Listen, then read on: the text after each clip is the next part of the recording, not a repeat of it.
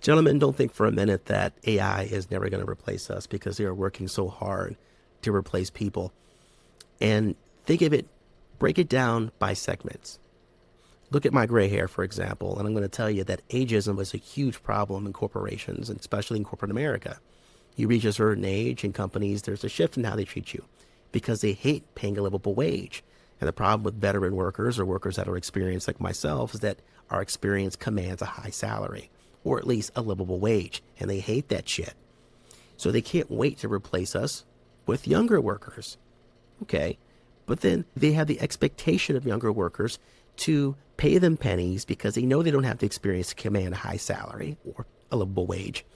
But then they have the expectation for them to know the company, to know the industry as if they're 10 plus years in, as if they are a veteran.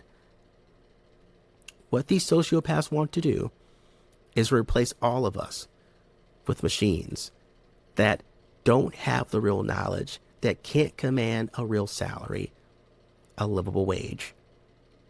But they have somehow, through programming, the knowledge as veterans, which really they're going to take the experience from all of us. Think of it the next time you put a prompt into ChatGPT. This is what's going on in this country and the world. Don't think for 1 minute that these companies are not trying to replace us, because that's where they're pumping billions of dollars a year into doing exactly that. And I think it's billions of dollars a quarter, so excuse the hell out of me. The biggest thing that we can do here, I would say, is look for financial freedom. Look to start small.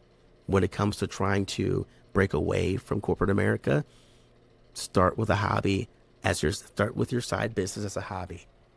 If you have some money saved up, I say go for it all in. If you have the connections, if you have the knowledge, but you have to start with thinking about your exit strategy, because we have to stop contributing our knowledge, our experience into corporations. Because another thing you have to understand is why they're so hungry to have all these meetings with you and talk about, well, how are you using AI? And hey, we have AI for you.